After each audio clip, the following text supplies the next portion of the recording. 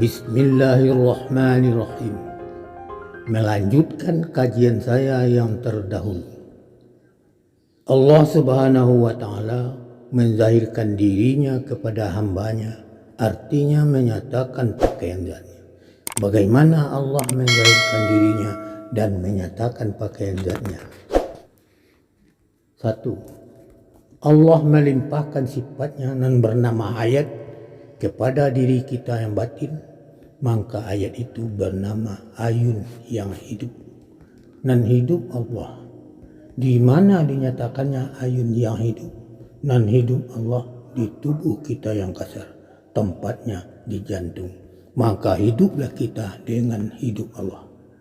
2. Allah melimpahkan sifatnya dan bernama ilmu kepada diri kita yang batin, maka ayat itu bernama alimun yang tahu.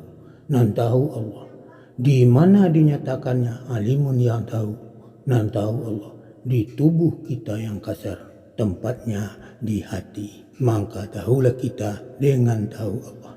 3. Allah melimpahkan sifatnya yang bernama kodrat kepada diri kita yang batin, maka ayat itu bernama kadirun yang kuasa. Dan kuasa Allah, di mana dinyatakannya kadirun yang kuasa dan kuasa Allah di tubuh kita yang kasar, tempatnya di tulang, maka kuasalah kita dengan kuasa Allah. 4. Allah melimpahkan sifatnya yang bernama iradat kepada diri kita yang batin, maka ayat itu bernama maridun yang berkehendak.